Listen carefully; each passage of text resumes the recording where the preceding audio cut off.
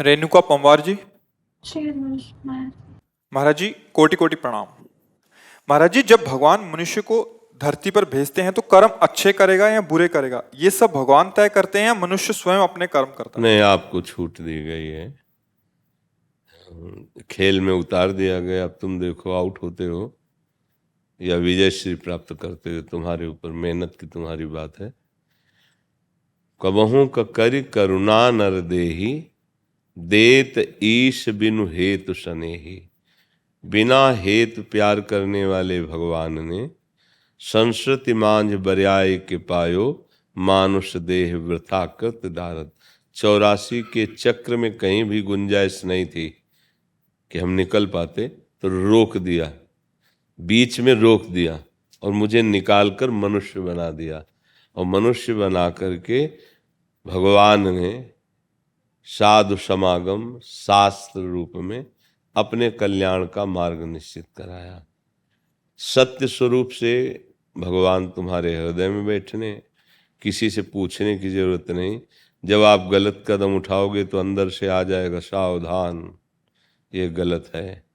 मान लो गुरुदेव की बात, अंदर बैठे हैं, वही समझा रहे हैं, पर हम इतने मदान्ध हो जाते हैं कि हमें वो बात सुनाई भी देती है, बाद में पश्चाताप भी करते, हमने क्यों नहीं माना। अगर मान लेते तो आज हम ऐसी बुरी दशा में ना आते, पर वो कामना के वशीभूत होकर ऐसा कार्य करता है।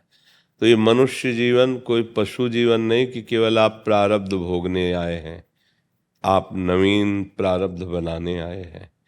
पुराने प्रारब्ध को नष्ट करके नवीन प्रारब्ध की रचना करना, ये मनुष्य जीवन का परम कर्तव्य है। और ये होता है केवल भजन से, केवल भजन से, दूसरा कोई उपाय नहीं है। अन्य शुभ कर्म एक अलग है, अशुभ कर्म उसका फल अलग है, अन्य साधन उनका फल अलग है। लेकिन प्रभु के आश्रित होकर निरंतर नाम जप करना, इससे संचित कर्म भस्म हो जाते हैं। नवीन कर्म जो होने वाले हैं उन निष्प्रभावित हो जाते हैं।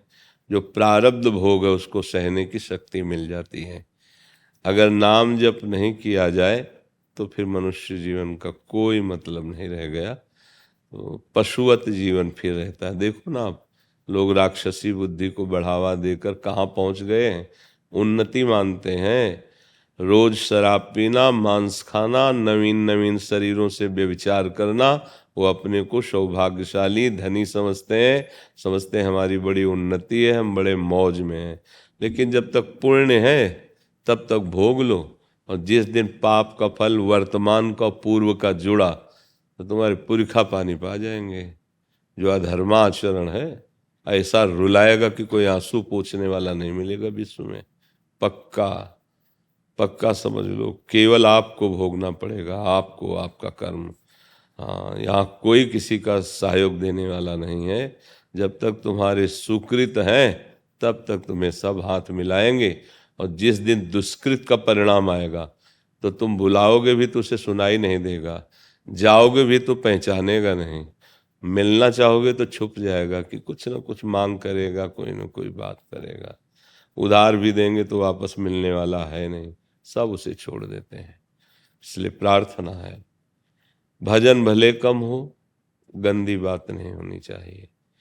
ये शराब पीना, ये मांस खाना, ये पराई माताओं बहनों या अन्य शरीरों से व्यभिचार करना, ये बहुत बुरी कलयुग की चाल है, सबको नष्ट कर देगा। एक बार ब्रह्मा जी से, ये चारों युग पुत्र हैं ब्रह्मा के, तो सामने प्रणाम किए। तो ब्रह्मा जी ने सतयुग से कहा कि हमने नरक की भी रचना रची है, तो कुछ ऐसा करना कि वो खाली ना रहे, कुछ तो चले जाए। तो सतयुग ने साफ मना कर दिया कि हमारे राज्य में कोई नरक नहीं जाएगा। त्रेता से कहा तो उनका कोशिश करेंगे, अपने बड़े भाई का अनुगमन करेंगे। अर्थात हो सकता है कोई चूक जाए तो बात अलग है, नहीं, हमारे भी राज्य में कोई नरक नहीं जाएगा। द्वापर से कहा तो उनका भरसक आपकी आज्ञा का पालन करूंगा। कलयुग की तरफ जो, तो उनका पिताश्री जैसे भैया सतयुग ने कहा कि हमारे राज्य में कोई नरक नहीं जाएगा, इसे वादा करते हैं। हमारे राज्य में कोई स्वर्ग या परम पद नहीं प्राप्त कर सकता। चूक हो जाए तो बात अलग है, हाउसफुल रहेगा नरक। तो अब आप देखो, महापाप रखे गए जो हमारे शास्त्रों में हैं, जो शास्त्रज्ञ जन हैं वो जानते हैं, ये 5 महापाप रखे गए हैं। मदिरा पीना, परस्त्री गमन करना, जुआ खेलना, हिंसा अर्थात मांस खाना और चोरी करना, ये 5 महापाप रखे गए हैं। आप बोलो इनको महापाप माना जाता है या इनको ऊंची पार्टी के आदमी माना जाता है? ऊंची पार्टी का आदमी माना जाता ना। बड़े आदमी की पार्टी है तो आपको खूब शराब फ्री पियो, अच्छा मांस खाओ, जिसका चाहो अलग अलग रखा हुआ है, करोड़ों रुपए की तो पार्टी करते हैं ना। और ये सब कहाँ पहुंचाएगा तुम्हें? नरक पहुंचाएगा। और अपने को वीआईपी समझते हैं, बड़े समझते हैं। अब बढ़िया दाल रोटी सात्विक सब्जी और भोजन और खीर और पुआ सब बना के रखो तो देखो क्या गया यार, घटिया आदमी था यार। इसका जब परिणाम आएगा, इसकी जब सजा आएगी, तब कोई पार्टी नहीं होगी, केवल तुम अकेले होगे जब भोगने का समय आएगा। अब यही बात समझाने के लिए संत महात्मा यात्रा करते हैं, मंडलियों से जा जाकर गांव गांव नगर नगर में जगाते हैं। अब ये बात मान लो तो भाई मान लो। अब आचरण पवित्र नहीं है और आके कहते हैं कि दुख मिटा दो, जैसे यहाँ ना। तो अब देखो भी यहाँ तो शास्त्र सम्मत जीवन है, शास्त्र सम्मत वाणी है। यहाँ ऐसा नहीं है कि हम तुम्हें राख दे दें या कोई जंतुर दे दें या कलावा बांध दें, कोई ऐसा नहीं है।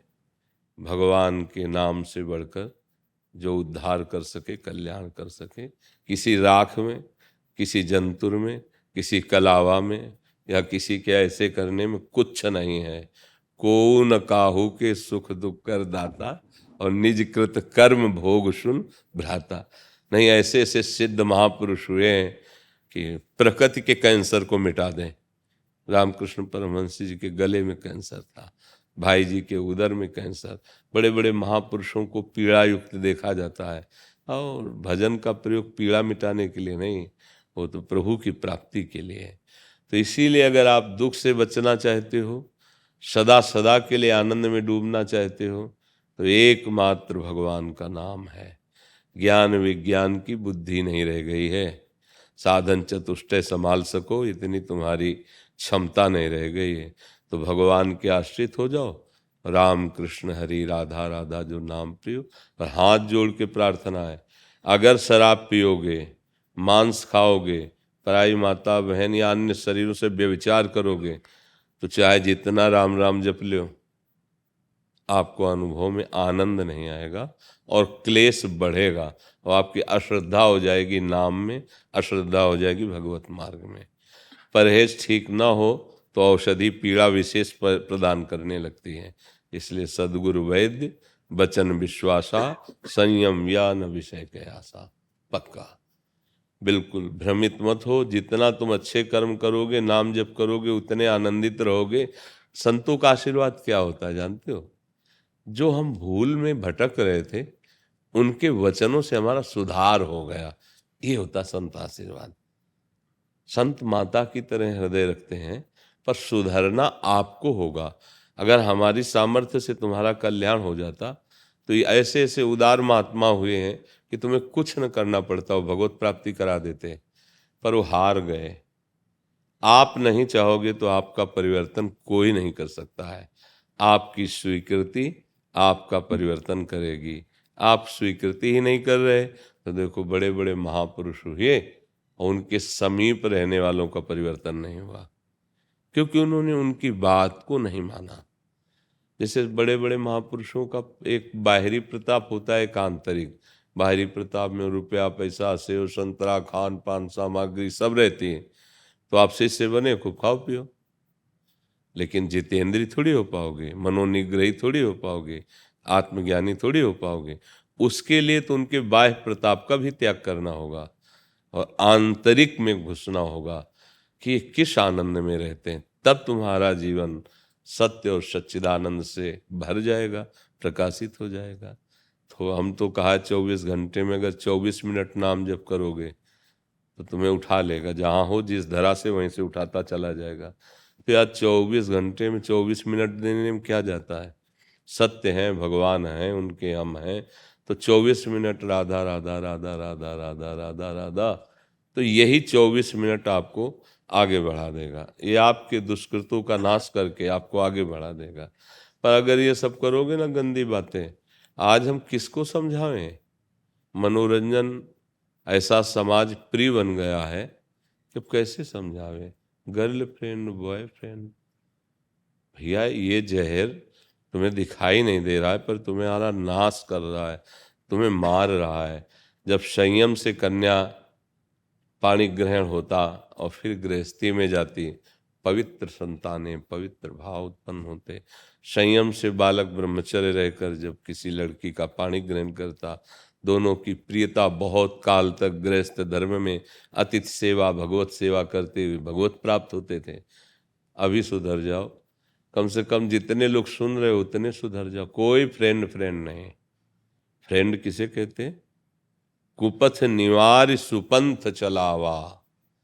हाँ, कुपंथ का त्याग करा के सुपंथ, ऐसा थोड़ी कि पवित्रता उसकी नष्ट कर दो जो फ्रेंड बना है, उसको गलत मार्ग में डाल दो, उसको ऐसी आदतें पकड़ा दो, नशा की, ऐसी गंदी आदतों की कि वो अपने धर्म से भ्रष्ट हो जाए, नियम से भ्रष्ट हो जाए, माता पिता की अवहेलना करने। तुम मित्र हो, तुमसे बड़ा दुश्मन कोई नहीं है। पर आप बच्चे हैं, अज्ञानी, समझते ही नहीं। तो इसलिए जिनकी समझ काम कर रही है उनसे प्रार्थना है कि बंद कर दो। इसमें तुम्हारा, तुम्हारे वंश का और कुल परंपरा का नाश हो जाएगा। खिलवाड़ मत समझो, नाश हो जाएगा। तुम्हारा विवेक काम नहीं कर रहा, इसलिए नहीं समझ पा रहे हैं। न भजन होगा और न गृहस्थ धर्म में चल पाओगे। बहुत सावधान।